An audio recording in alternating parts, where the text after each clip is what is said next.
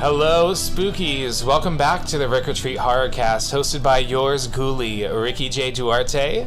I have a return guest with us today. This is a official friend of the pod.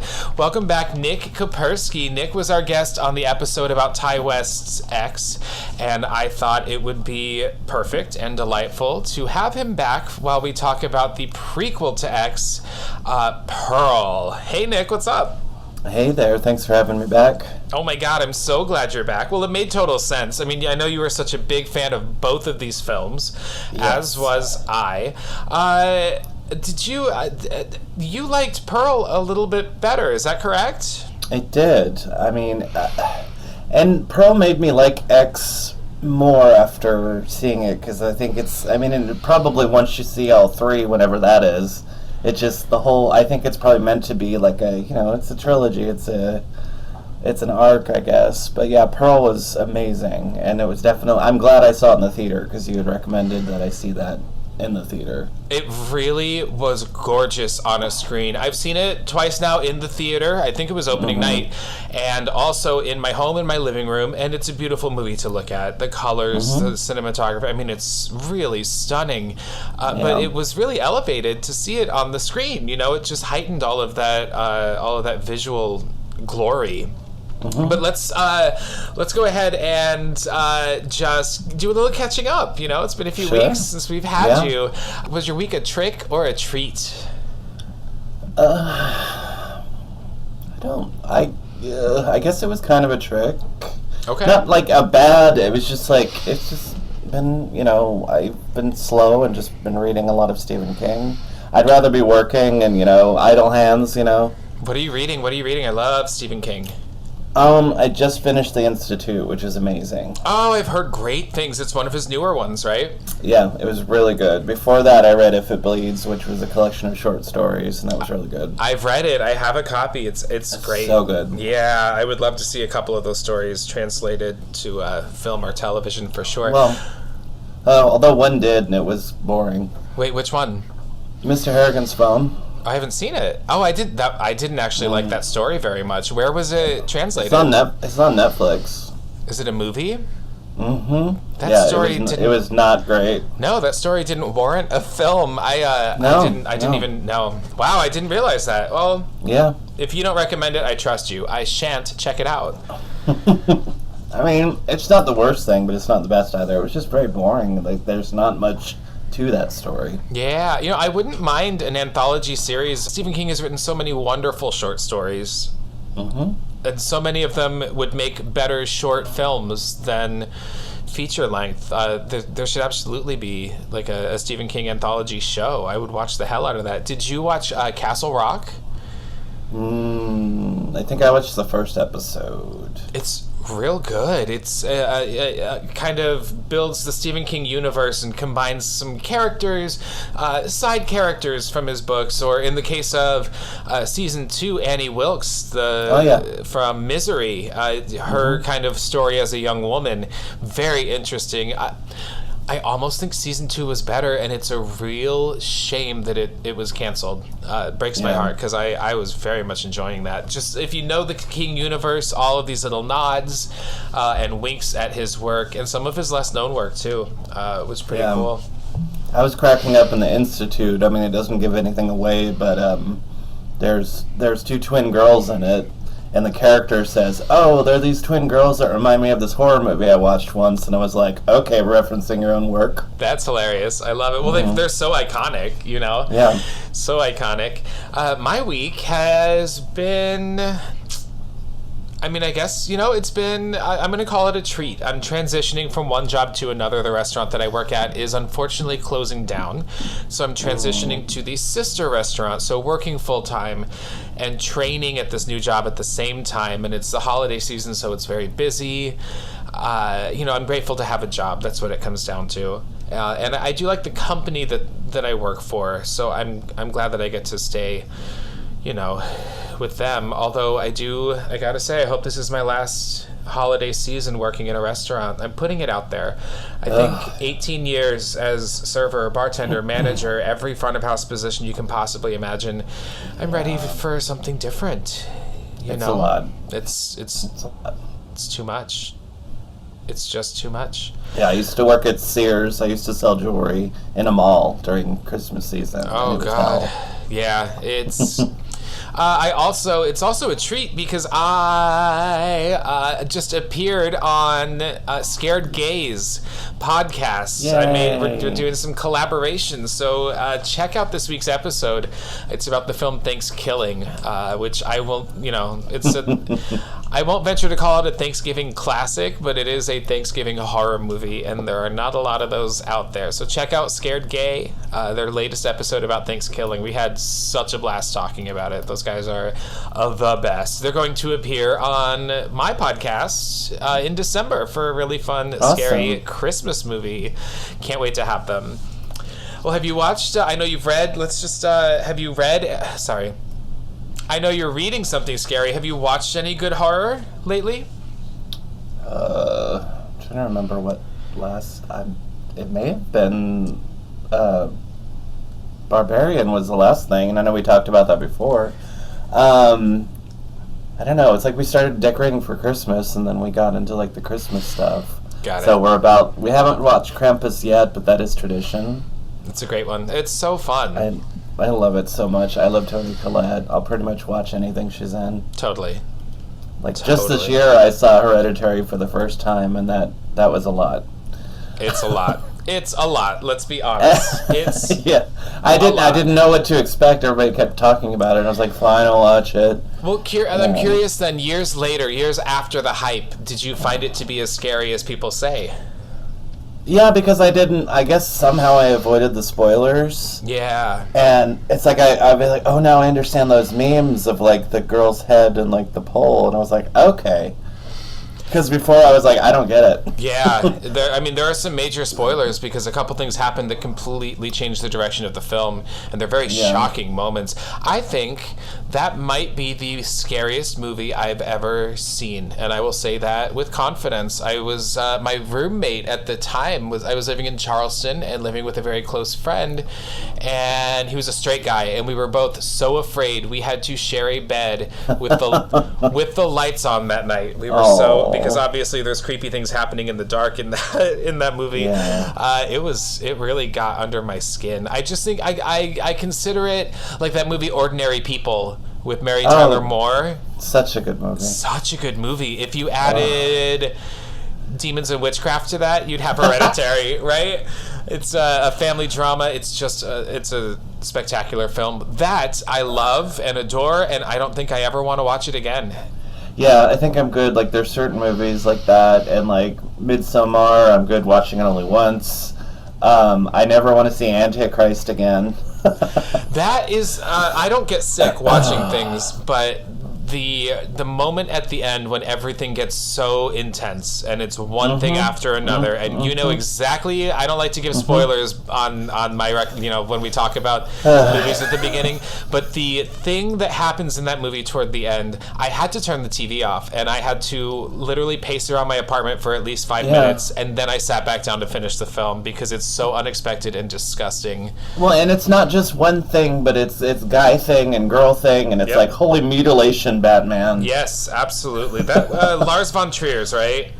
Yeah, I don't know. I know a lot of people like his stuff, and I've tried, and maybe I'm just not an art house gay. I don't know. Fucking weirdo. Yeah, it's too much. I recently watched another movie that you only watch it once. It's Climax. It's a French film by I think Gaspar Noé, I believe is his name. Oh, okay. He makes very uncomfortable art house / impressionist, French impressionist films. I think, is it Irreversible? I don't know. My manager is French, and he always laughs at me every time I try to speak French. Anyway, he's known for these really shocking, upsetting films, and he openly says, "You don't like. It's not my job to make you like my movie, right?" He's not out to please an audience.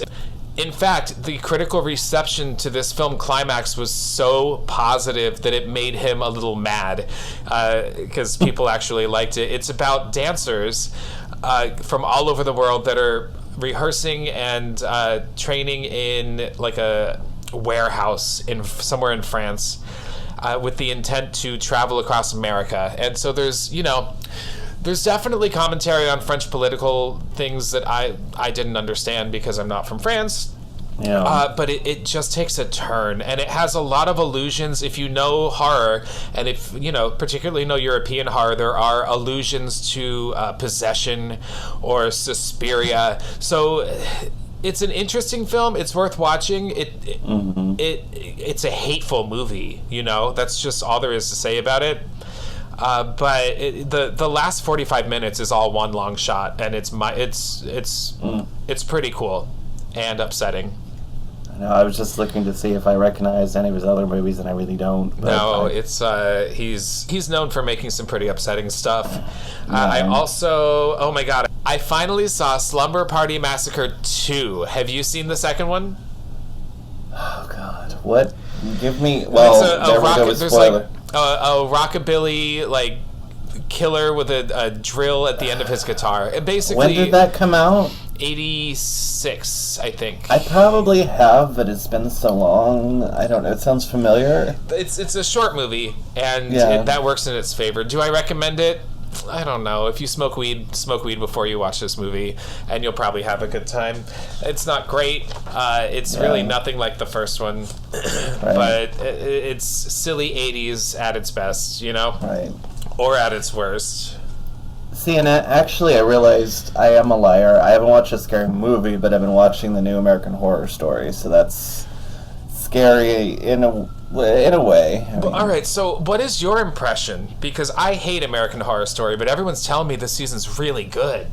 Well, what's interesting is that I heard a rumor that the baddie in the season was AIDS. Right. And it is, and just the way they do that, it's very symbolic.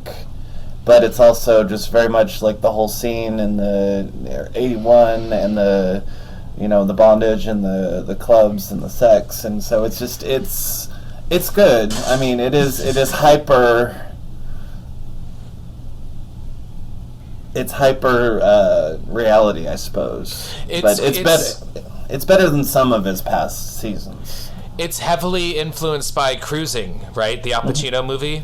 In fact, there are some shot-for-shot kind of reenactments. Everybody's talking about this Big Daddy character who my Instagram algorithm knows me really well because he keeps popping up. The actor who plays him keeps popping up all over my Instagram trying to get me to follow him. Maybe I should give it a try. My thing is just... Ryan Murphy casts kind of the Clark Kent looking gay man over and over. Yeah. Matt Bomer, even one of the actors who is in Pearl that we're about to talk about, was in The Politician. And it's that kind of dark-haired, really pale skin, usually blue eyes look. Yeah. And those are his leads. And they're hot, but it's just, it's too much. It's too much. Everything is whitewashed, right? His characters of color are off to the sidelines very frequently. I mean, we had Roanoke with Cuba Gooding Jr. and Angela Bassett, and they were fabulous. Yeah. Angela was in Coven. Is there really another season that features people of color? Not really, because I'm trying to even think if there are any in this one. I don't think there are that many. And I mean, for someone who produces Pose, which is, I also just think his portrayal of gay characters, while it's, I guess, quote, groundbreaking, it's so stereotypical. how do I describe this? It is the gay people. It's the same gay people that we see all the time. Mm-hmm. Does that make any sense? Yeah. I often wonder, because, like, I look at it and I'm like, cool, you know, it's written and directed by, you know, trans folks and gay folks and people of color. I'm like, yay. And then there are times when I'm watching it, I'm like, and this is probably a terrible statement, but I'm like, so do people like it because it's actually good, or it's because somebody from the community is doing it? Because I'm like, I don't know. Like, because some of it's good, some of it's like, and then it's like you don't want to say you didn't like it because then they'll be like, oh, well, you just don't care for this person or that person. I don't know. It's just, you know. Is it trans people and people of color writing and directing this season of Horror Story? That's what you mean? Yes. Wow. But a lot of it's stuff, and it's just, but it's so stereotypical, and I'm like, break the mold. Break the mold. A little bit. Yeah.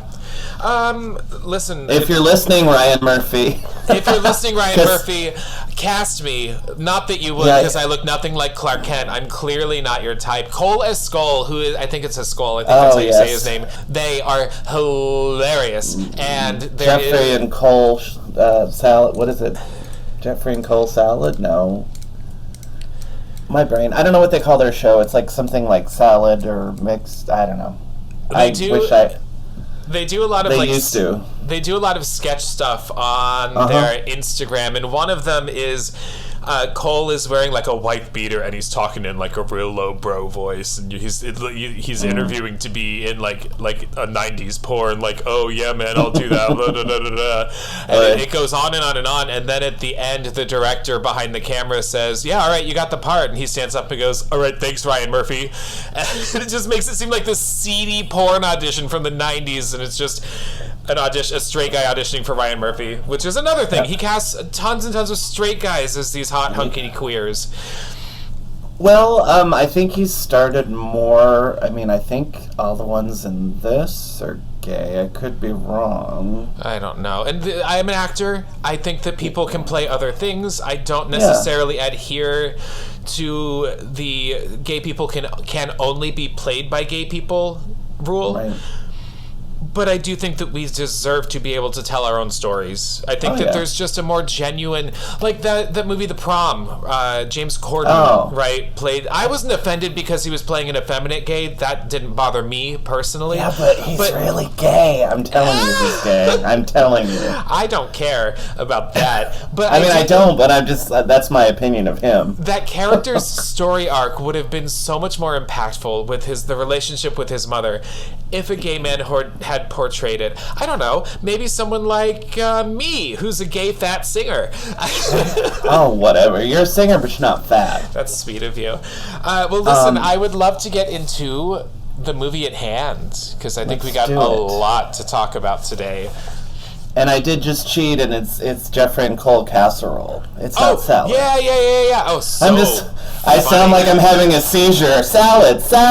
Right. And Cole was also on Amy's At Home with Amy Sedaris, playing Chassie Tucker, the neighbor. So just and difficult people, which should not have gotten canceled. That fucking show. Oh so good. Billy Eichner before Bros, which don't even get me started on Bros. You're gonna make a movie that's a gay romantic comedy and everybody's saying it's the first one of its kind, and then you make it about two white guys and it's one average looking dude pursuing a white hunky bro jock, and I'm supposed to be impressed and run to the movie theater. The only people on my Instagram and Facebook who are telling me to go see this movie are also hot hunky white jock guys.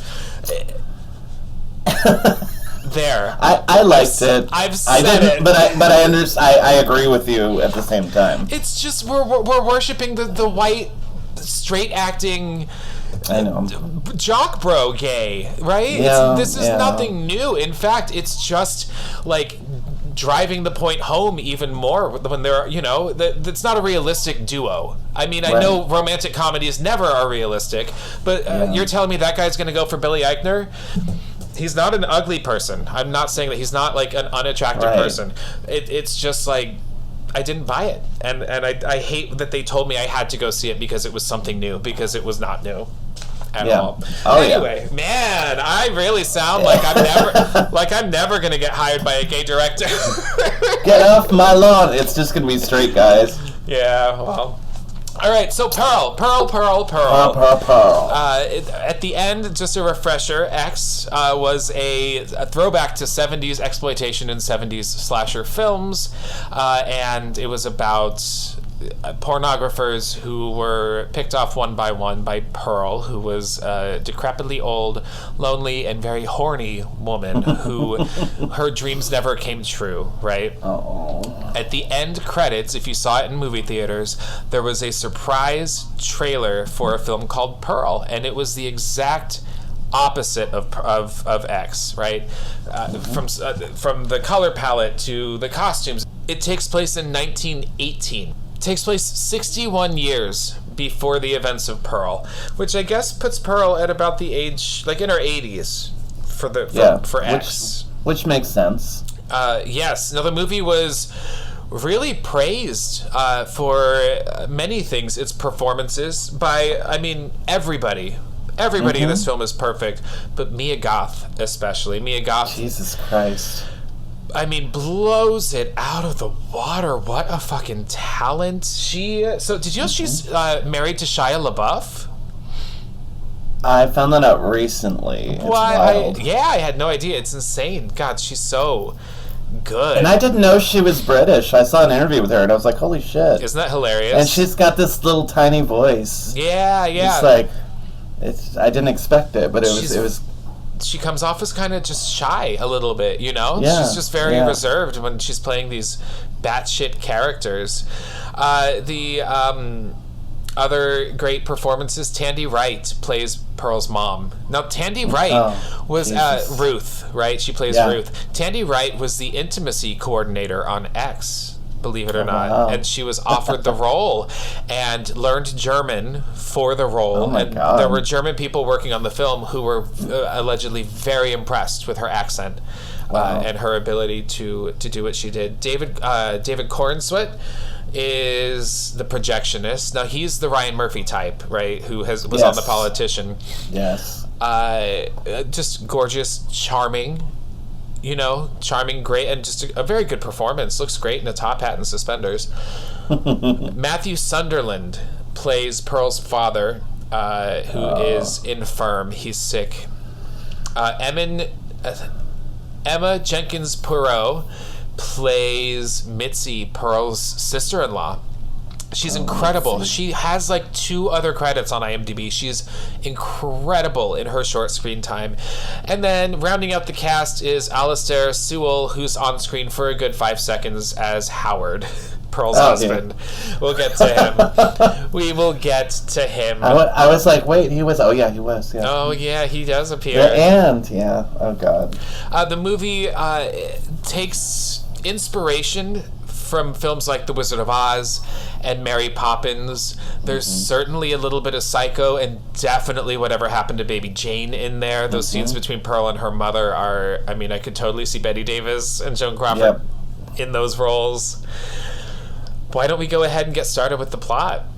Let's do it. You want to do it? Let's do it. Let's dive right in. This movie, you know what's funny? This movie was described as Joker for girls. It kind of became like a running joke online because as much as guys relate to the Joker going crazy in that movie, it's kind of like the flip side. Which, by the way, all these bros online who are relating to the character of the Joker, bro. Look at your life. I was just recently talking to somebody who was idolizing the movie Scarface and Al Pacino in that movie, and I was like, that movie sucks so bad. I hate that movie. You need to aim higher in your heroes. He gets killed in the end. He has this weird thing with his sister. He doesn't end well. You need to. Yeah, Michelle Pfeiffer was good in it, but I just don't like that movie at all. I don't understand the appeal. It sucks. Anyway, Pearl. All right, so just like last time with X, we're going to read a little bit of description, and then we're going to go back and analyze it, right? So, In 1918, during the influenza pandemic, Pearl is a young woman living with her German immigrant parents on their Texas homestead while her husband, Howard, is serving in World War I.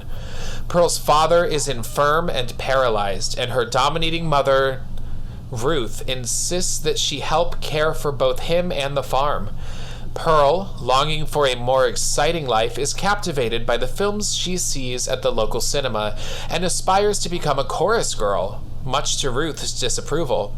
However, Pearl also shows signs of being a disturbed individual, such as killing farm animals and physically abusing her father.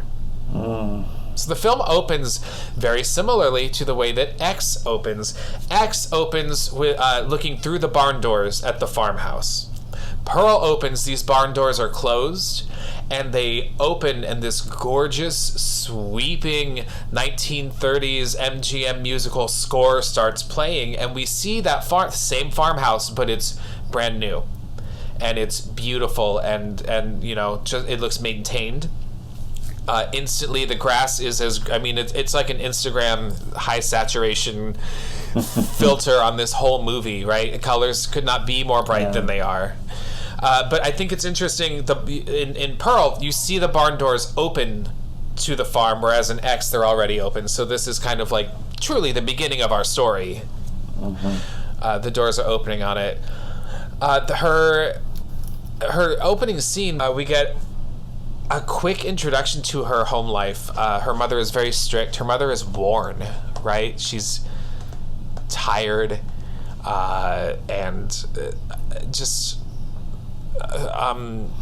disappointed, and she doesn't like Pearl. You really get that impression real quickly. There's a moment where Pearl is dancing around looking in the mirror, and the lights around her turn off, almost as though how stage lights would turn off, and she's in kind of a spotlight. And she's dancing around in her room, and then her mom calls for her, and the stage lights come up again. So she has these dream sequences where she is putting on a show. She wants to be a star, much like Maxine does in the film X. Her mother interrupts her dancing, and the lights return to normal. Kind of those clicky stage light sounds, and her mom tells her to go feed the animals in the barn and to take off her dress. Pearl has put on her mother's dress to do this little impromptu mirror performance, which is something that I do around my house when my roommate's gone. So after Pearl has changed, she's wearing blue overalls. Now, Maxine in X wears blue overalls also. Maxine's are short shorts. Pearl's are full length. And I noticed the straps cross each other in the back, almost like an apron would, but it makes an X shape. Oh, I didn't even notice that. I didn't either. I love all the detail that Ty West puts into this. Mia Goth helped write and produce this film. They during quarantine, before they filmed in New Zealand, they were FaceTiming while they wrote this, with hopes that it would be greenlit, and it was before X even started filming, which is amazing to me. Yeah, that's rare. So she tells the animals, "One day you'll never see me again. I'm special." But she does. I do love a good audience, and she dances for them. There's Charlie the cow. She's named all of her animals, and she performs for them. She kind of dances around for them, talks to them, and so she's dancing around the barn. She climbs up on top of a bale of hay with the pitchfork kind of triumphantly over her head, and then a goose walks in. She gets very mad at the goose out of nowhere. She's kind of like sucked right out of her musical dream. Yeah, because it was a silly goose, I'm sure. It was a. I had to. Takes the pitchfork and jams it into that goose, right? And we see her walk to the dock from X, across, that looks over the pond, and she holds it out and she calls for the alligator, who she has called Theta, and that gator jumps up and eats that goose off of the pitchfork, and then we get the title card, Pearl, and we know exactly what kind of movie we're in for. We get a sense of her home life. Her dad is an invalid. He's infirm. There is a Spanish flu going on, and her mom is really afraid of anyone else in the home catching it, right? They keep to themselves. All of the farm hands on this farm have left. No one stuck around. I get the sense some of them went to World War I, and some of them are just getting the hell out of Dodge, not wanting to be a part of the farm anymore. Which is sort of interesting, because like when there were scenes with her wearing the mask, it was like, especially considering, COVID and everything. So, and then they were filming it during COVID as well. So yeah. That must have been kind of wild, and maybe that was, inspiration. Well, why don't we move on to that portion of the film? Yeah. Pearl's mother gives her some money and says, you have to go get your father's medication. Now, before she does this, Pearl takes a bath in front of her father, fully nude. Her father is like faced toward her. Yeah, it gets really weird. Her mom walks in and is like, what the hell are you doing? And Pearl says, well, I didn't want to waste the hot water. But she's telling her dad about her dreams. So basically Pearl has had to wash her father and then jumps in the bath herself afterwards. Pearl's mom says, get out of the tub. I'm going to give you some money. You have to go buy your father some more medication. At the movie theater, Pearl meets a young projectionist who takes a liking to her. While riding her bicycle home, Pearl stops along a cornfield and begins dancing with a scarecrow, fantasizing about the projectionist and masturbates with it. When her mother counts the 8 cents are missing from the errand Pearl did, she is berated about being careless and has her supper withheld. So we'll go back and talk about that. You mentioned people are wearing masks. Mm-hmm. Yeah, she was wearing it in the theater for a bit, and then on her way to because everybody was, worried of catching because it was Spanish flu, influenza. Yeah, Spanish flu. Yeah. So so she gets to town riding her bike. She goes to the pharmacy and she buys morphine and sulfates in a bottle. Yep. And then she's sipping it during the movie. She goes to the movies, and she's watching a musical called Paris Follies, and she takes a big old swig of the morphine. That's gonna enjoy that movie a little bit more. After the film, so she is watching these girls dance, imagines herself up there. At the film, she's given a program for the movie that she's watching, which I wish movies still did, but I get why they don't. She kind of walks around to the side of the theater to take a look at it, and the door opens, and this handsome, strapping Ryan Murphy, Clark Kent type walks out, projectionist for the theater, and he's lighting a cigarette, and he offers one to Pearl. And she's a little taken aback. I don't know if she's ever smoked before this. I don't think so. It seems like she didn't. Yeah. All right. Smoking is bad for you, but some people look really cool smoking a cigarette. Oh, yeah. And he looks fucking awesome smoking a cigarette. Yeah. He's very good at it. I noticed the color palette, the pipe, this alleyway that they're standing in, there are pipes painted like hot pink and baby blue. Very specific shades to set this Technicolor world that we're in. Pipes running along walls that would not be painted hot pink or Barbie pink. Yeah. She tells him her dreams and says that she wants to be one of the girls up there on the screen. And he gives her a little gift. He runs inside and then brings out the film strip, and he cuts a little cell off of the film strip and gives it to her as a memory. And she says, don't you think people are going to notice? And he says, no, it's just one cell. So like back in the day, so I used to work at a movie theater that had projecting film and film strips. I used to know how to do all of this splice together film and everything, and it's such a lost art. I wouldn't remember how to do it now, but it's just cool running it through the projector and everything. She puts I'd just be afraid I'd fuck it up or destroy the film. Or do what they do in Fight Club and just insert a subliminal porn image into Cinderella.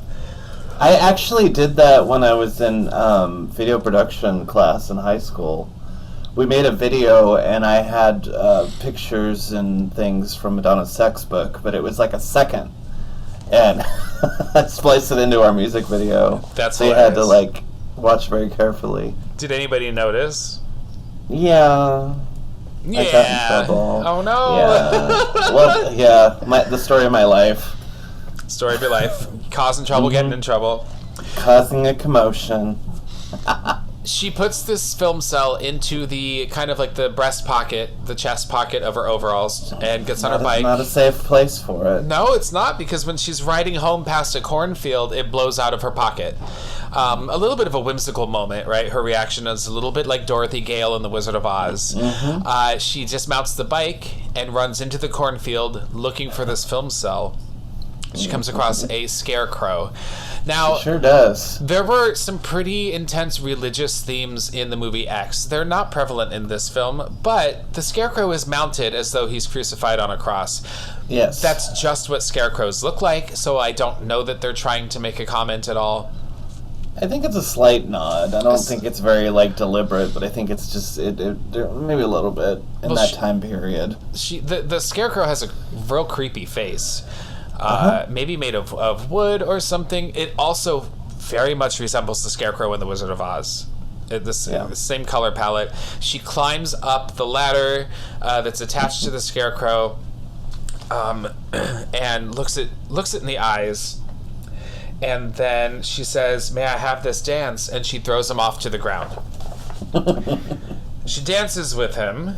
It's like a Viennese waltz, and she's not dancing a Viennese waltz. It's just this beautiful music that she's dancing to.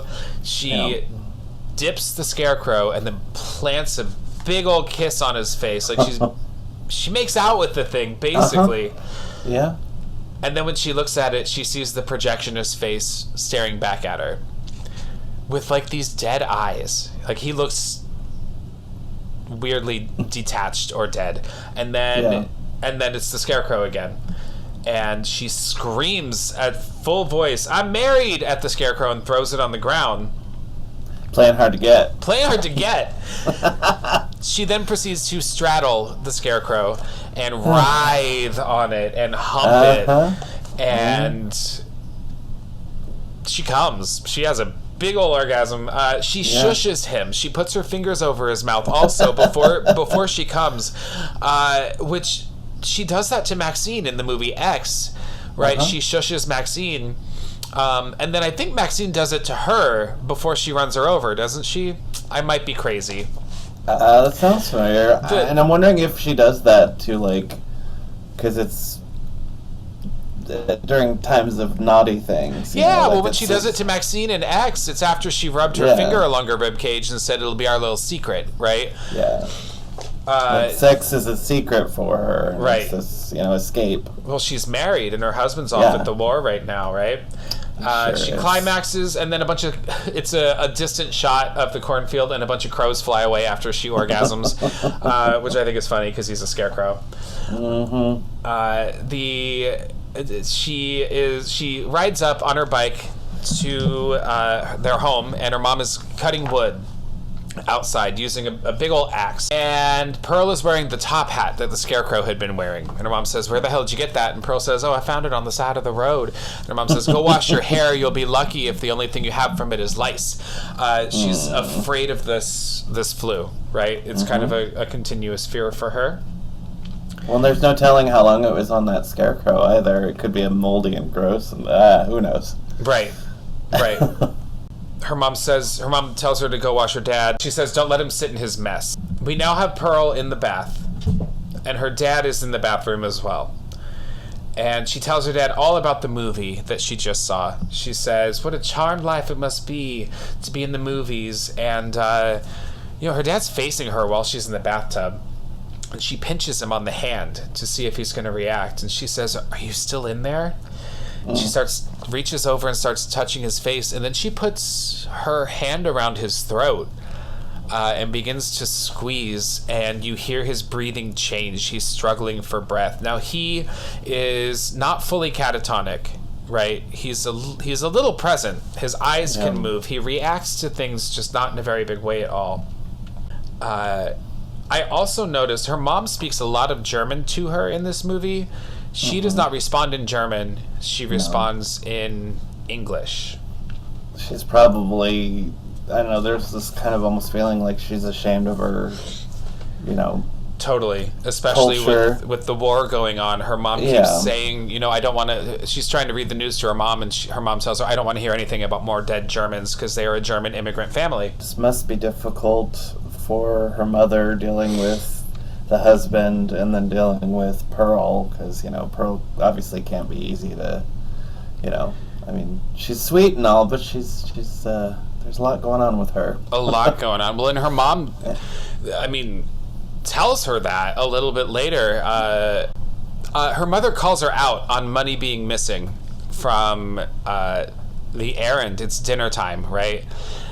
And Pearl lies and says, I might have picked up some hard candy for the ride home, and her mom takes away her dinner, and she says, you don't deserve to eat this dinner that I prepared alone. You've already eaten. So she takes it away from her. And says that she can have what's left in the morning. So Pearl is unhappy and screams, I hate you, and runs upstairs. Next bit of plot. Pearl's affluent sister-in-law, Mitzi, tells her of an audition being held to acquire new dancers for a traveling troupe, which Pearl envisions as a way out of her circumstance. She later sneaks out of the house at night and visits the projectionist, who shows her a free ride, an illicit stag film he acquired in Europe. He encourages Pearl to pursue her dreams. Pearl comments that she cannot abandon her family and that she wishes they would just die. So this is the next day. Pearl's in the barn doing work, and her sister-in-law and her sister-in-law's mom, which I guess is her mother-in-law, right, pull up in their car. And Mitzi is this blonde-haired, blue-eyed kind of Barbie doll, right? Like a mix between Shirley Temple and a Barbie doll. Yeah. And she's really sweet. She's really sweet with Pearl. They have this really nice scene together. And she tells Pearl about this audition. It's happening in town at church, pulling dancers. She says something like, they're auditioning dancers from every county to bring a holiday amongst the people in the holiday season or something. She's just real sweet about it. And Pearl is instantly like, oh, this is my ticket out of here. Now, Mitzi's mom has brought Ruth, Pearl's mom, a roasted pig in a pot, a whole pig, right, head and everything. And Pearl's mom says, "We do not accept charity." That's my terrible German accent. And the woman says, "For Christ's sake, it's just a pig," and she sets it down on the porch. Remember that. Yeah, that's why I'm like, oh yeah. Pearl sneaks out that night, and she rides her bike into town, and she visits the projectionist. She really relates to him. She asks him, do you live up here? Because he's got kind of a cot, and he describes himself as a bohemian, which is a word that Howard uses when he's talking to Kid Cudi in X. He uses the word bohemian then, and he says it with disdain, which is interesting given Pearl's relationship with this projectionist, and I have to wonder how much Howard knows, right? Yeah. She is shown, he puts on a movie, he says, what movie do you want to watch, right? You can watch anything, and she says she wants to watch the Follies again, the Palace Follies, and he says, you've already seen that, and so he puts a movie on of his choosing, and it turns out to be a silent film black and white porn. Dirty birdie. He tells her it's called a free ride, and he calls it a stag film that he got in Europe. So there's here in New York there's it's called the Museum of Sex, and it's a really cool museum. I wanted to go there. Oh, it's so cool. I was sick last time I was there, and we were going to go, but I just was like, I want to sleep, and so I will go at some point. It's worth checking out, and they've got the stuff that's always there, and then they've also got like a couple levels of installations, so there's always something different to see. But this film is playing on a loop in one of the rooms there. Oh, nice. Which is pretty interesting. A little bit of history of this film. So it showed up in the 70s, and it's commonly accepted that it was made in 1915. which would work for this timeline, but film historians are now believing that it was actually filmed in 1920 instead, which would not work for this film's timeline. Regardless, she asks, is it legal? And he said it's legal to do it. It's not legal to film it. And then he goes off on talking about how basically the porn industry, without using the word porn, is going to revolutionize filmmaking. Basically gives the same speech that Wayne gives in X. Talking about the importance of porn, how marketable it is, how much people like it. And she's turned on by it. Yeah. Although I do have to say there's no such thing as a free ride. No, there's not. There's always a price to pay. Some of us have to keep paying it over. What is it? Cash, ass, or grass? Exactly. Yeah. Nobody rides for free. Hell no. Well, and it's this dude and the two women. It's just I feel that's always been the perpetuated fantasy. Totally. The projectionist tells her, you got to make the most of this life while you're young. You don't get another chance. And that's basically the theme of X, right? So we're planting that seed in Pearl's brain pretty early. When she gets home, she sneaks back in, she crawls into bed, and she hears her mom sobbing in the next room. And I love this moment so much because it's very easy to think that Ruth is hateful and harsh and cruel and mean, but her life is fucking hard. She has to run a farm by herself. Her daughter's head is in her clouds, and her husband can't take care of himself. And she and she's got nobody. She's got nobody. She doesn't have any friends. She's afraid of this pandemic, so she's not having people over. She's not going to church and seeing people. She's isolated. She should have taken a cue from Pearl and made friends with the barn animals or the scarecrow. oh God, that's my man.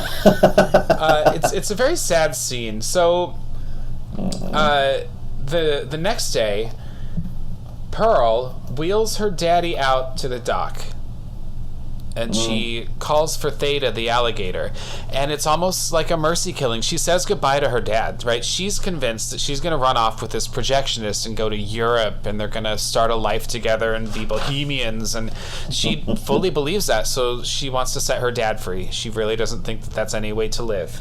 Yep. And you see the gator coming, and then from behind, Ruth says, "What are you doing?" Because I think she knows what Pearl's about to do. Right. Especially after, just how she's been acting. There's a rapid decline. She has a back and forth with her mom, and, she says, when do I get what I want? And her mom tells her, and this is kind of the point of the movie, it's not about getting what you want. I didn't get what I want. It's about accepting and doing the best with what you have. And while for some people that might be inspirational coming from Ruth, it's not. It's about settling, and it's about embracing, this is my life and I don't have any other options, right? And again, it's real sad, and now we understand why she cries alone at night. And I think Pearl's just afraid of winding up like her mother. Yeah. So moving forward with the plot, I'll read a little bit more. When Ruth finds a program Pearl took from the movie theater, the two get into a fierce argument over dinner. A physical altercation erupts, during which Pearl shoves her mother against the kitchen hearth, igniting her dress and resulting in Ruth suffering life-threatening burns. Pearl drags Ruth into the cellar and leaves her father seated in the kitchen. She flees to the movie theater where she has sex with the projectionist.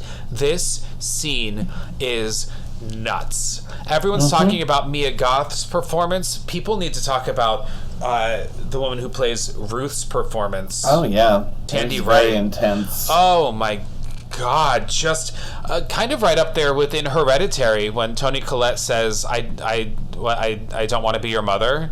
Yeah. To her son, they're eating in silence.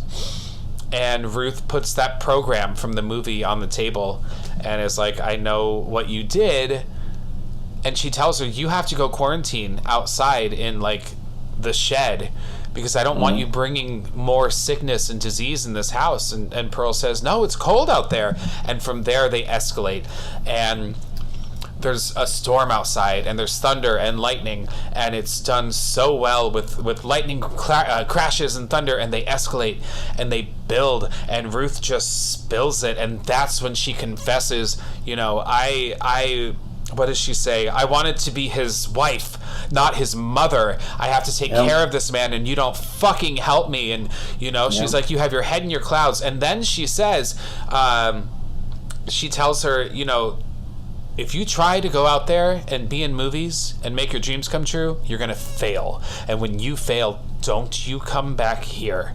And, like, Pearl can't take hearing that, right? Yeah. The lighting is incredible. The pacing at which the editing moves, the music is nuts. Yeah. And it says that if she cursed her. Honestly, it has that feel a little bit of, like, placing a curse, for sure. Oh, I could totally go with that. I hadn't even thought of it. I love it. Yeah. Pearl smarts off, and Ruth walks over to her and slaps her. And then Pearl slaps Ruth right back, and Ruth attacks Pearl and calls her a harlot and throws her against the wall, and Pearl, in self-defense, backs her mom up against the fireplace, and her dress catches fire, and she goes up real fast. And Father is just sitting at the table, unable to move, watching all of this.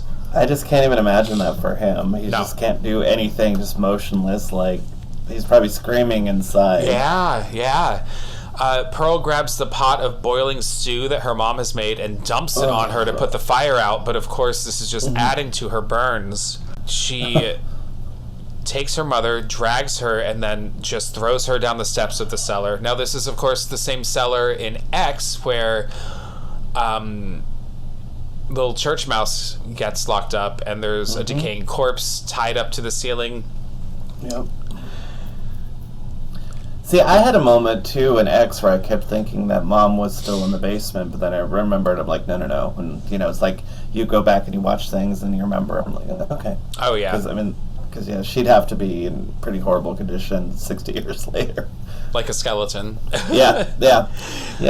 I mean, I'd scream, too. Yeah. She leaves her dad at the table, and in the rain, she leaves the house and goes to the movie theater and knocks on that side door, and he opens it, and she plants a big old kiss on him, and then you get that kind of closing, I don't know what it's called. It's like a fade to black where it starts out as a circle and it gets smaller and smaller and smaller, like a spotlight on them. Very old school Hollywood. And that's the end of the scene. We will move forward with the plot. That was kind of like when... Oh, sorry. No, go for it. I was just going to say that was kind of like when shit got real, because, you know, that was like reality way set in after that. Like, she, you know, was thinking she's going to see him, they're going to be together, and it's going to be great, and she's going to get away, and then... Yeah, she thinks she can just leave everything behind. Her mom, you know, her mom's not dead. She's suffering in the basement. Her father at the table. She wants to get out, and she really thinks she's going to run to this projectionist, and he's going to take her away. Yep. Read the next bit of the plot. In the morning, the projectionist drives Pearl back to the farm so she can prepare for the audition. He's perturbed by a now maggot-infested roasted pig Mitzi's mother left for Ruth the day prior, and by inconsistencies Pearl has told him, as well as by her extremely theatrical behavior. I've had a lot of guys leave me for these very same reasons. When he attempts to leave, Pearl flies into a fit of rage at his abandonment of her and stabs him to death with a pitchfork before pushing his car, with his corpse in it, into a pond where an alligator eats his remains. Pearl dresses herself in one of Ruth's lavish gowns and dresses up her father before smothering him to death. So they're riding in the projectionist's car. Oh, well, wait. She introduces the projectionist to her father. Yeah, we're going to go back and talk about... Okay, sorry. Don't be. Okay. So we'll go back and talk about that bit. They're riding back past the cornfield, back to the farm, and they pass by a soldier walking this same road toward the farm. And he asks her, "Is that someone you know?" And she says, "Oh, it's hard to tell." But she looks a little worried, like, "Oh my God, is that my husband? Finally home from the war?" Here's reality. Here's reality. Right. They get back to the house and get out of the car, and he's wearing that top hat. I think she must have taken it to the theater with her the night before. He's wearing that top hat. He looks fucking great in it in this weird way. Yeah. But he does... She's like, all the men I fuck wear top hats. That's true. This is my lucky top hat. I hadn't even put that together. He does make a face at the pig that's now got maggots all over it. So Ruth never brought the pig in. She refuses charity. She won't let anything into her home. And so I would have at least fed it to the other animals or something, so it didn't go to waste. I don't know. That's true. I don't know. Or the alligator. Well, I don't know if Ruth knows about the alligator. Yeah. She probably knows there's an alligator living on her property, right? Yeah. I would think. Yeah. Surprise. They go inside, and Pearl introduces him to her father. Now, he looks a mess, right? She has taken him from the kitchen to the sitting room or the drawing room, whatever, the front room, and introduced... She's trying to make it look presentable for him. Yeah. There's kind of like food all over, the kitchen floor. It's all a mess. And the projectionist is instantly uncomfortable, right? Meeting her dad, and her dad can't speak, and he looks, awful, because he's been sitting in that chair all fucking night at the kitchen table. This poor man. But she's acting like they're newlyweds. She's got her arm around him. He makes a face like, oh, what have I got myself into? It's a very good, like, half-a-second moment. Real fucked up. She then says, should we go upstairs? So they go upstairs, and she tries to initiate making out on her bed, and he's like, this is weird. Your dad's downstairs. And then they hear a thud. And she says, it's nothing. And he says, no, we should really go check it out. And she keeps trying to kiss him. Didn't she say it's a dog? Well, she will, yeah, because he insists, no, this is weird. We have to go check. It could be your father in trouble. They go downstairs. She runs to the door to the cellar to see if maybe her mom has, like, gotten out. She hasn't, but it's clearly her mom making this noise. Now, there's food all over the kitchen floor. Projectionist walks in, and she says, yeah, it was the dog. He made a mess, so I put him in the cellar right before you came, you came into the house, explaining the noise and the food on the floor. She tells him she wants to show him something and takes him out to the barn. And she gets weird. Now, it's a little tragic because I think Pearl has never gotten to share her dreams with someone. Her dreams this might sound weird, her dreams kind of live in this barn. It's her theater, right? The cows, the sheep, that's her audience. She performs for them. And this is her kind of vulnerable space. Yeah. And she opens it up to him, and she starts just getting too excited. And he is very turned off by it, Yeah, he can tell that it just seems something's off. Yeah. Like way off. Yeah. And, she says, he literally looks at his watch and says, oh, look at the time, I better get back. And she can tell that there's been a change. And she calls him on it. And she says, why did you change? What did I do? And she's mad. Like, she's mad and scared at the same time. And he says, honestly, this is just all too much, and you're making me uncomfortable. And she gets very upset. She starts screaming at him. He goes to his car. He gets in it and turns it on. And then she has come up behind him, and she's got her pitchfork, and she digs it into his chest.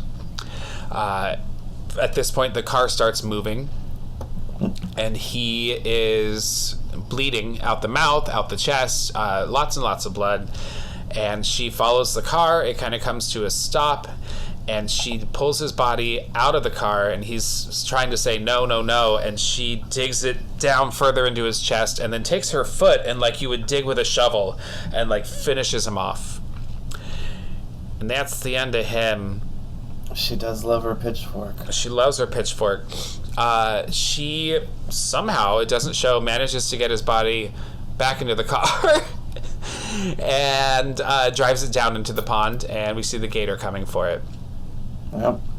We also see... He's got some good eating, yeah. I think. She takes a bright red dress out of her mother's closet and puts it on, and goes to her father, and she says, you know, I'm leaving, and this is no way for you to live, and I feel very sorry for you. And she takes a pillowcase off of a pillow and uses it to smother her father to death. Mm. It doesn't show this kill, which I think is interesting. I think it's more effective not showing it, because for Pearl, it's a mercy killing. Like, she thinks that, at this point, she thinks that she's helping her father. Right. Right?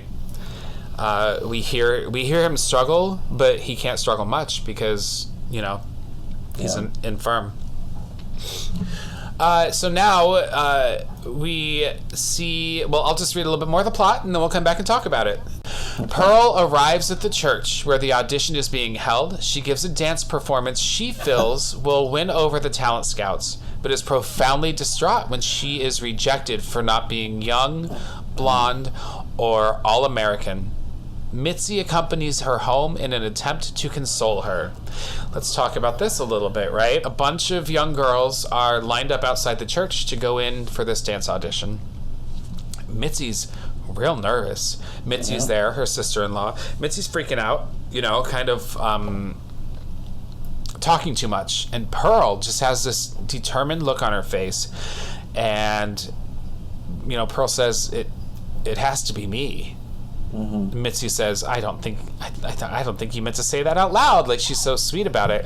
Yeah. And Mitzi says, all right, well, you know, if it's not me, then I hope it's you. And Pearl says, it has to be me.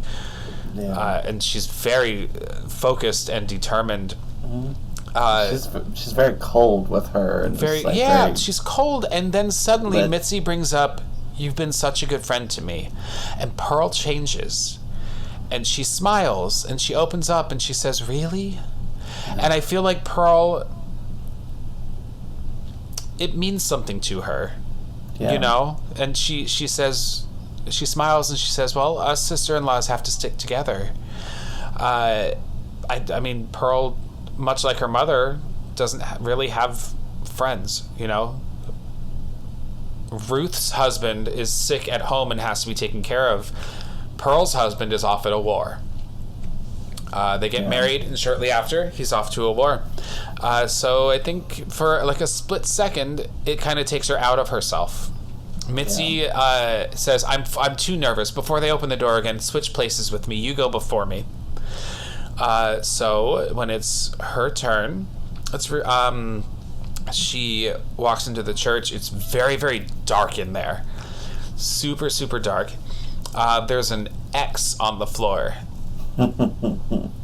which is her mark, right? She goes to stand on top of the X, and it's uncomfortable. No one really says anything. The piano player starts playing music. And then, Nick, do you want to describe the dance sequence? Like a fever dream? Yeah, it's like a big old fever dream. It just turns into like an RKO. I don't know if RKO is the right one, but it's a movie musical, like, because it's I have to wonder if what's happening, this dance sequence, is just in her head, like, because it's like, you know, obviously the people behind her, you know, that was, but like, it's almost like we're getting a glimpse inside Pearl's head. Yeah. Like, she feels like she's the greatest talent that's ever, you know, been, and she's giving her all, and she's just gonna make it, and it's just amazing. But, you know, then it's like with one of the other scenes, quickly the color fades, you know, because it's like, I don't know how many of these women were behind her backup dancers, and, you know, there's the war sequence. Yeah, because it starts out with really bad choreography, and she's just not good. You know, she's not. And then kind of a black curtain behind her swings open, and we have this battleground set behind her with trenches and barbed wire. And you described it perfectly, RKO musical, right? Almost like a matte painting background, right? Yep. Like would be in a movie like that. And there are red, white, and blue fireworks going on and explosions. And she does have background dancers. Now, what I notice is that when the background dancers appear, they're the ones who do the dancing, and she just kind of prances around them. Yeah. Much like Mariah Carey would do at a show, just kind of stand there and look pretty while everybody else does all the work and has to carry her around the stage. Yeah. I mean, Pearl doesn't do nothing, but, the heavy lifting of this routine is definitely done by the backup dancers. Right. But Pearl smiles so brightly. It's like she really... This movie does a great job of I mean, I don't know, they call it the Joker for girls, making you want her to succeed. Mm-hmm. But it's tragic because she won't. Well, and it's just so sad because it's just the delusion, and it's real. I mean, it's a lot of people go through that. Yeah. And it's just that, that do or die, and it has to be, and she's got to get this, and it's going to be her ticket out, and she's going to be a star. Well, yeah, and delusion is right, because she thinks that this first audition of her entire life is going to make her a star. Yeah. And let me tell you, as someone who has pounded the pavements of New York City, audition to audition, that is not how it works. Yeah. But it's tragic, because she doesn't know any better. Yeah, well, and then it's almost like a commentary on people who get into the business and expect it to be easy, and then you have to have a very thick skin. Yes. To be in that. It's like I asked one of the people in one of my productions, I said, well, what is Hollywood? Is it kind of like high school? And they said, yeah. It's like this big popularity contest, and I mean, not just Hollywood, but the industry. And you're constantly craving that acceptance and that love and that adoration and the applause. And it's sad if you're someone like her where she's not talented but she fully believes she is. It's like those people that go on American Idol and do the auditions. Yeah. That's the perfect comparison. Yeah, it's like that. They think that this is their ticket, and it's just not going to be. It's not meant to be, and it's tragic. Yeah. And you feel really fucking bad for them, but it's like that's the only thing keeping you going, and it's never gonna happen. It's just it's sad. Yeah, you're absolutely right. And as the music starts to fade, the black curtain behind her closes, so that whole set with the battleground is now gone, and she spins around in a circle with her arms in the air, almost like Maria in The Sound of Music, and she's just Ta-da! Beaming. Ta-da is exactly right. That's it. And then it cuts to the adjudicators in the room in the church, and it's dead silence. No one claps. And the man in the middle says, "It's thank you, but it's going to be a no."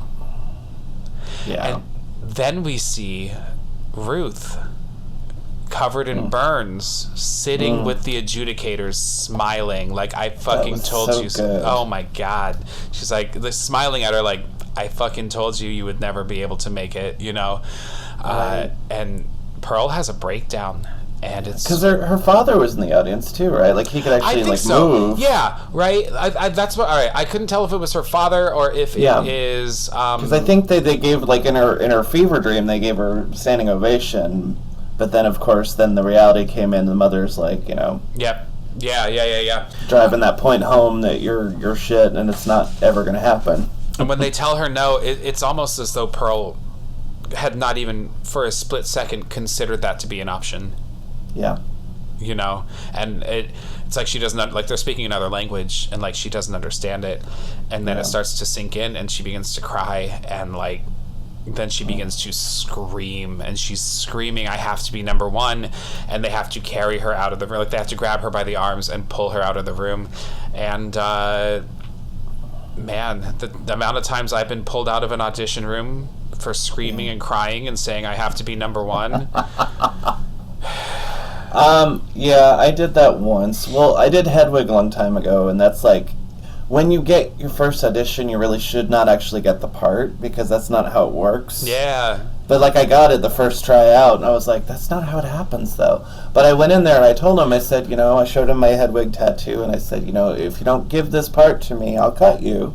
And I was being funny, but I was like, Madonna had Evita, and, I have Hedwig, I need this part. Yeah. But then they gave it to me, and I'm like, oh my god, it worked. But, like, normally that shit doesn't happen. That would not work. I have a Hedwig tattoo as well, between my shoulder blades. Oh, is it the faces? It's the faces from the film, yeah. Yeah, I have it on my... you can't see it probably, but it's on my wrist. I can see it. Our listeners cannot see it. That's so cool. Tattoo twins. Yeah, I love it. I do too. What a role. Good for you. Oh, what a dream role. That was a lot, though. The problem is like, it's... the role and the character is just so emotional, and it's so much to play that I went through like a mini nervous breakdown when it was done. Yeah. Because it's just so much to, and like I can't understand how Mia Goth is still, with these two back to back. Yeah, she did 2 very dark films back to back, and she played 3 roles in total. Technically 2, but in reality 3 roles in total, right? Right. Young Pearl, Old Pearl, Maxine. We cut to Pearl sobbing outside, alone at the side of the church. And then Mitzi comes around the corner slowly and cautiously and comes to sit next to her and says, why don't we go home? I'll take you home. And now I'll read a little bit more of the plot. Mitzi accompanies her home in an attempt to console her. In the kitchen, Pearl makes a lengthy confession to Mitzi about her resentment toward Howard, who came from a privileged background but insisted that the couple remain on her family's farm, and admits she was relieved when she miscarried his child. She further confesses her feelings of alienation and insecurity, her joy in acts of harm, and to taking the lives of her parents and the projectionist. Pearl then manipulates a stunned Mitzi into confessing that she won the audition over Pearl. Jealous that Mitzi won the audition, Pearl chases her down the driveway and kills her with an axe. This scene! I know. That's what I was waiting for, because it's I want to get into it, but I was just patiently waiting for this. That's disgusting. Oh, man. Well, go ahead. Tell us about it. She needs a fucking Oscar nomination at least. Yes. For this scene. Yes. And you clocked it, right? The time, it was 7 minutes 45 seconds, something like that. So I the first time in the movie theater, I knew that it was going on for a long time. It's a single shot, one take monologue. But I couldn't tell. I almost feel like I stopped breathing a couple of times. God, I sound so gay. Oh, yeah. I just put my I just put my hand over my heart. This is so gay. Because it just went on for so long, and you're like, oh my god, and it's just she's got the snot bubbles and the tears. She's not rambling, and she's not overacting. It's so real. Yeah. Oh my god. So I timed it this time, knowing that it was coming, and I wanted it to be from the moment that it's a full cut. Right. Because when she starts talking, it's a little bit back and forth between her and Mitzi. The camera cuts, so I kept kind of reset. So when I finally got it, the full cut, one take, is 7 minutes and 54 seconds of her talking. Now this is prompted because Mitzi wants to console her, and Pearl says, if Howard ever comes home, I don't even know what I would say to him, Yeah. And Mitzi says, well, why don't you practice on me? Let's pretend that I'm Howard. Big mistake, Mitzi. Big mistake. Pearl lets it all loose, and she says uncomfortable things. She admits to having relations with a man who isn't Howard. She admits to killing her parents, and that she admits that she regrets it. It just... The thing is with her is she's... I don't know if I call it remorse, yes and no, but it's all because I think all these things are standing in her way. I don't know, like, it's like she kind of feels bad, but it's all like a greater purpose that she's doing these things, you know. Well, it's her murders and it's her taking her mom's advice, which is you have to accept what you're given, right? Yeah. It really reminds me of Dorothy's monologue at the end of Wizard of Oz, where she kind of tells us the lesson that she's learned, right? But it wasn't a dream, it was a place, and you and you and you were there, but you couldn't have been, could you? And it goes on and on. You know, she talks about if I ever go looking for my heart's desire, I won't look any further than my own backyard, because if it isn't there, I never needed it to begin with, you know. And she says, I'm never going to leave her ever again. yeah. And, you know, this is my home and this is my room and you're all here. And it's kind of Pearl's version of that, except it's about miscarriages and murder and I'm adultery. stuck and this is my life, and yeah, but like she starts this monologue hopeless, and then by the end of it, I mean, she's really embraced what she has ahead of her. She's kind of decided when Howard gets back, if Howard comes back, she's gonna like make a home for him. You know, she's gonna fix the things that she thinks she can fix this. Mm-hmm. And it's very obvious that she can't, you know. Yeah, it's so heartbreaking, but the acting is fucking amazing. Yeah. Like, I will be angry if they don't nominate her for Best Actress. They probably won't because it's horror. But I mean, so many people were upset that Toni Collette wasn't nominated for Hereditary. Maybe the Academy. You know what? No, I'm gonna ask you to lower your expectations. I think she's not gonna get a nomination. Probably not. If anything, perhaps a Golden Globe nomination. Yeah. I could see that before an Oscar, and it's too bad because she deserves every inch of a statuette. Yeah. Is there anything else we need to point out about this long length? 7 minutes and 54 seconds of a single take, but including the dialogue before that single take, it's like a 10-minute speech that she makes. Well, what I also noticed is when I saw this in the theater, it reminded me of the scene in X when Pearl and Maxine are at the table drinking the lemonade. Good call. Like, I feel like there are a lot of, like, you watch both movies and there's a lot of scenes that are, you know, like the beginning with the barn and then this. Well, it's the same table, right? I mean, it's got to be the same table. Yeah, so it kind of makes you remember that scene, and then it's such a hard scene to watch. Yeah. Because you feel sorry for her in a way, but then you're like, well, she's nuts. Yeah.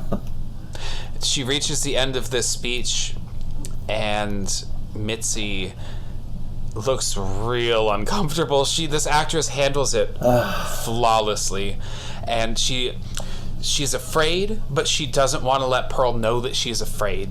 Yeah. Right? And she just says, well, I think it's about time I start heading home. And she like gently stands up. She's kind of like clasping her hands very sweetly. And she's walking toward the door, and then Pearl says, I know you got it. And Mitzi says, what do you mean? And Mitzi's like, I don't know what you mean. And Pearl says, it's okay. If it's not me, it's you, right? Us sister-in-laws have to stick together. And Mitzi still denies it. And Pearl says, no, I'm going to be mad if you keep lying. Like, it's okay. I know that you got it. And Mitzi smiles. And she says, yeah, I did. And, you know, I hope you can come see the show. And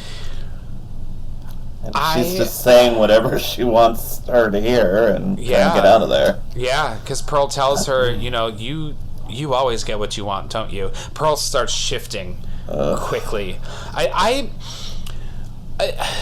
Mia's so smart with her performance. I do think there's a split second where Pearl really means it.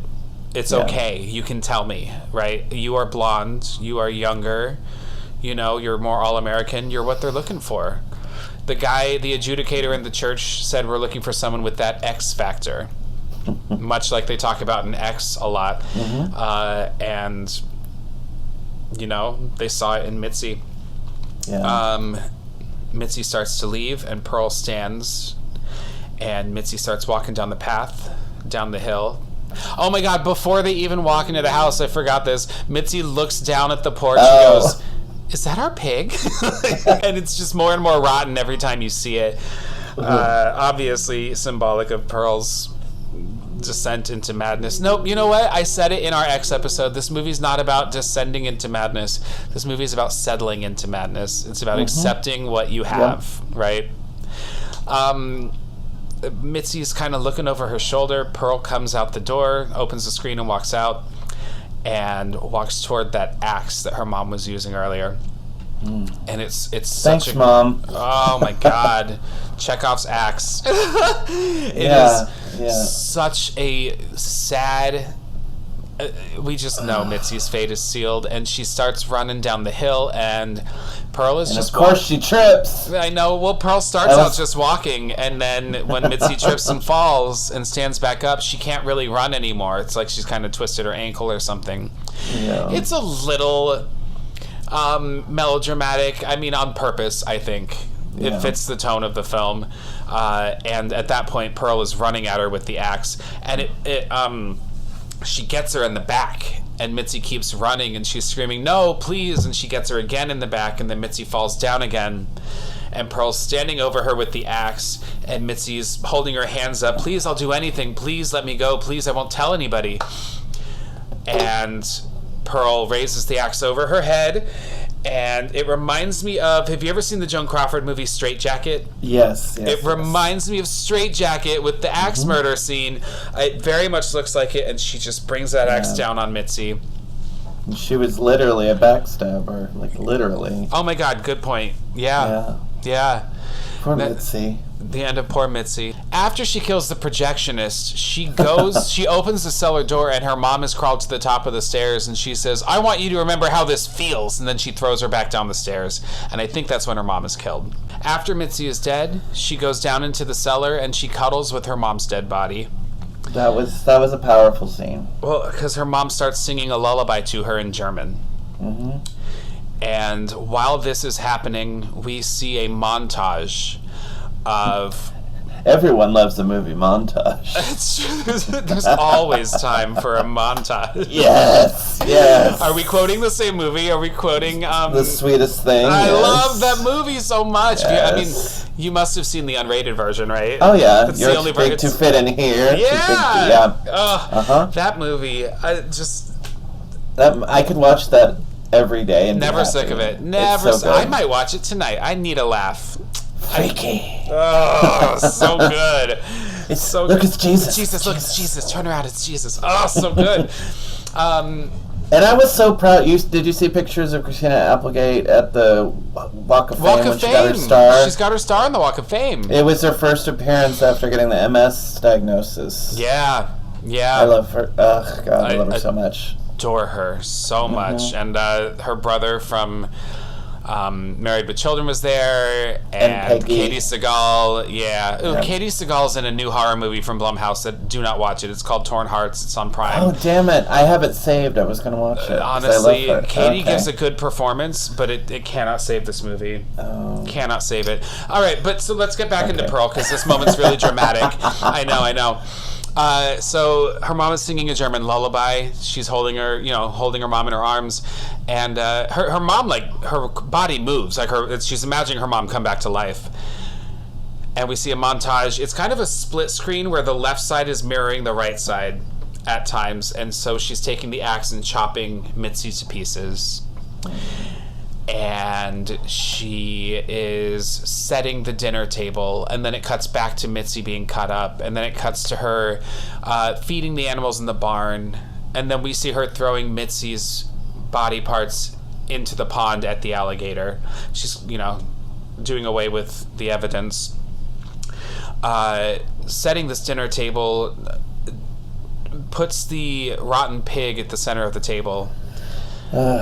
We see her close the door to the barn. It's not like the centerpiece of this scene, but it is her closing the door to her dreams, right? If that's her theater, if that's where she does all of her dreaming and dancing, she's closing the doors to it. She's letting that butterfly of a dream on a shelf go. There, I quoted American Horror Story for you. Spread your wings and prepare to fly. So... Or die. The pig is at the center of the table. Her mother tells her in German, "I love you." And this is when Pearl responds in German and says, "I love you" back in German. So the whole movie, she's only talked to her mom in English, right? Only responded. Even when her mom speaks German to her, her response is English. She finally says something in German back to her, and it's, "I love you." We cut to... Well, let's look at the plot. Having reached the conclusion that her mother was correct and that Pearl should make the best of what she has, she decides to remediate her wrongdoings by creating a comfortable home for Howard when he returns from the war. The next morning, Howard arrives unexpectedly. In the kitchen, he is horrified to find the bodies of Pearl's parents seated at the dining table around the rotting pig. Pearl greets him with a protracted, pained smile, which she holds for most of the credits while she begins to cry. The end. So long. So long. That smile was uncomfortable. I mean, it was meant to. It's like everybody talks about that Smile movie. I'm like, well, you got it with Pearl. I haven't seen it yet. I haven't either. I'll wait for streaming. So it the plot synopsis says it was the next morning, but it shows the food all rotten. I tend to think more time has passed. Yeah. Because there's a lot of fungus and mold growing on the food that's on the table. I just think that she's been keeping house with her dead parents at the table and all of this rotting food, because the pig is now the center point of the table. You know, the kitchen has been where most of the in-home action has been, and now this rotten pig is in the center of that space. And then, we see Howard, her husband, in his soldier uniform, bust in the door, smiling, calling out for Pearl. Turns the corner, sees her parents at the table, and makes a face. And then he turns a corner, and Pearl is standing there. So interesting that you brought up the lemonade earlier, because she's holding a pitcher of lemonade. And she says, "Howard, I'm so happy to see you," and smiles. Now, Ty West told her, "I'm not going to cut. Let's just see what happens. And if it doesn't work, we'll just have a freeze frame, and it'll be a great ending to the movie." But he didn't cut, and her big creepy smile turns into tears streaming down her face. It's a minute and 51 seconds, I think, of just every emotion a human can possibly go through in less than 2 minutes. It's and the credits are old timey. Like, think of the Wizard of Oz credits, where it's like actor's name ... all the way across to, and then the character that they play. And it looks like that. We get a "The End" title card as well, in big cursive letters. We fade to black, and that's the end of Pearl. Well, except for the bonus little preview. Except that if you saw this movie in a movie theater and you stayed behind at the credits, you saw another trailer, a surprise, for a film called Maxine. And it's real cool. You hear that song, "You are an obsession, you're my obsession," right? And it's kind of like an overhead view coming around the Hollywood sign, but in place of the word Hollywood, it says Maxine with 3 X's.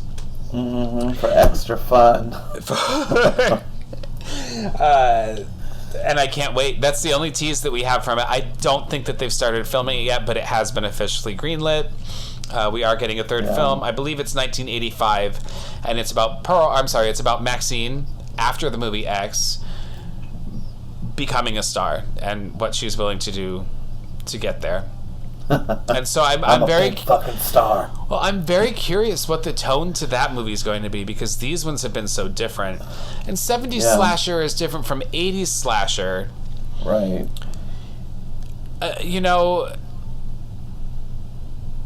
I'm just curious. And is Maxine still pursuing porn, or is it Hollywood? Is she, making it as a studio actress? Well, and I have to wonder too if they do any sort of tie-in with her religious, with her family. With her family, or if they just, if they go to Hollywood to go find her, and then she's in the porn industry. I don't know. I mean, it's all speculation now, but I'm very excited about it. Yeah, I am too. I mean, moving forward, anything Mia Goth does, I'm on board. 1,000%. Let me ask you this: Howard comes home and discovers all of this. And then the next time we see him, he's an 80-something-year-old man in the movie X. So, him embracing Pearl's madness, right? She killed her parents. She cheated on him. She's got a trained killer alligator. I have to wonder if maybe some PTSD from the war is how he wraps his head around this and continues to love her. Yeah. Yeah, I don't know. It would be interesting to see his backstory, his origin story, but I don't know, unless he just loves her that much coupled with PTSD, and it's like, okay, I'll help you cover things up, and you can, I don't know. It's like, that's the only way to keep her, I guess, is just let her kill. Yeah. oh, Pearl. Yeah. There she goes again. Listen, it's a hell of a movie. I watched it with my roommate the other night. I showed him X a few weeks ago, and now Pearl, and he preferred X. I think it just depends on the person. I don't know. I just like it. I liked Pearl a lot because it explained a lot, but also I just feel like, especially once the next movie is out, that it's just going to be this. I can't wait to watch them all together. Yeah. Oh, yeah. To have this experience. They're not comparable films. They are complete opposites of one another. And yet, they complement each other so well. We don't have Pearl without X. Yep. Do I love one more than the other? They were my two favorite movies of the year. And I'm going to say that I love them both equally and for very different reasons. Oh, yeah.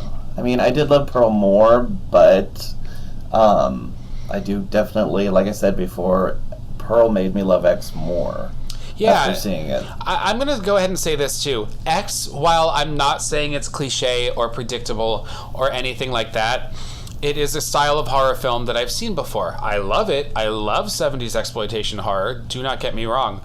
I had never seen anything like Pearl before.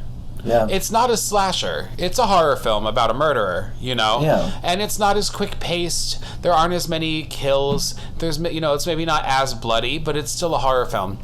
Yeah. What was it you said again about not falling into madness, but what was it's not about descending into madness. It's embracing or accepting your madness. It's doing the best with what you have.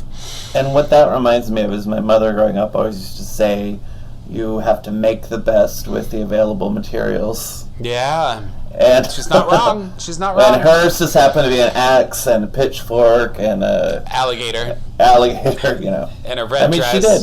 She's like, all right, cool. These are the things I have to work with. Yeah. She also, she does emulate different famous characters, through the ages. We've got this Baby Jane aspect to her. We've got this Dorothy Gale innocence to her. There's a moment where she's riding her bicycle in that dress, and she is very Miss Gulch. Very Miss Gulch from Wizard of Oz.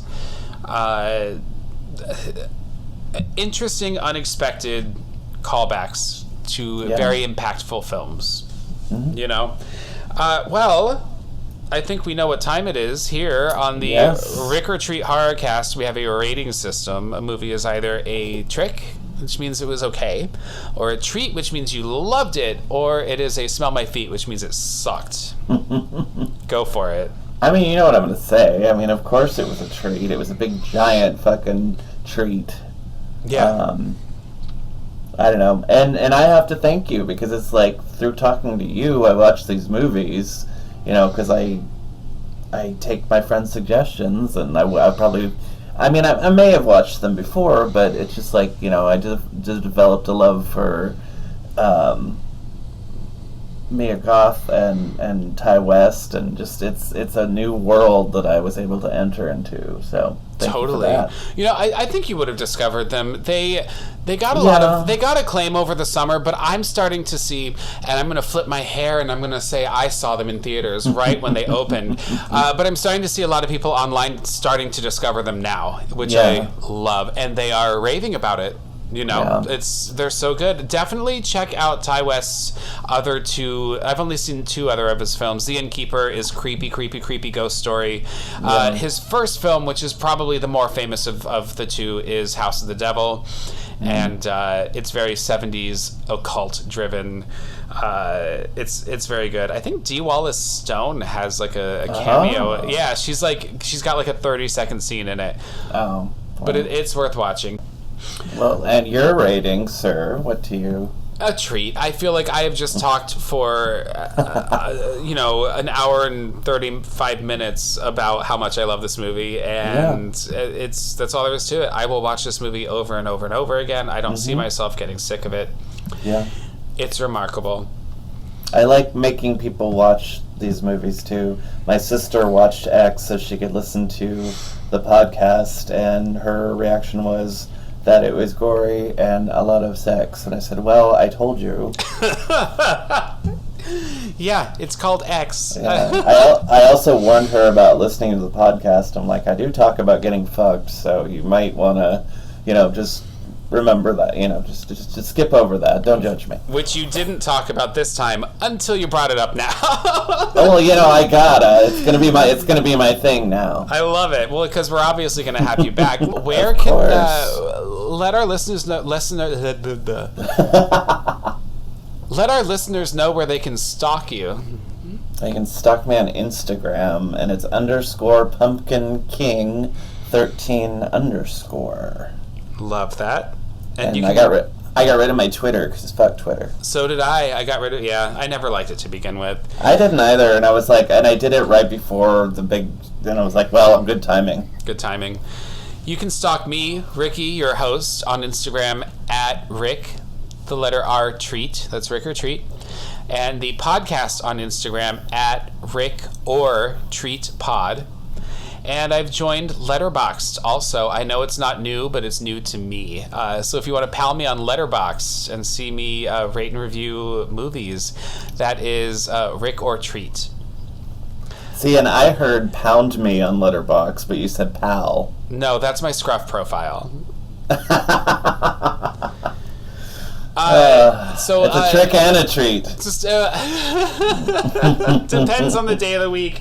I want to remind everybody to check out Scared Gay and my appearance this week as we talk about Thanksgiving. I'm going to thank you again, Nick, for this discussion, and tune in next week when a guest host and I discuss the summer epic, out of this world film Jordan Peele's Nope.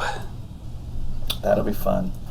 If this is your first time listening to the podcast, make sure you go back and listen to the other episodes too, and follow, because it's the cool thing to do.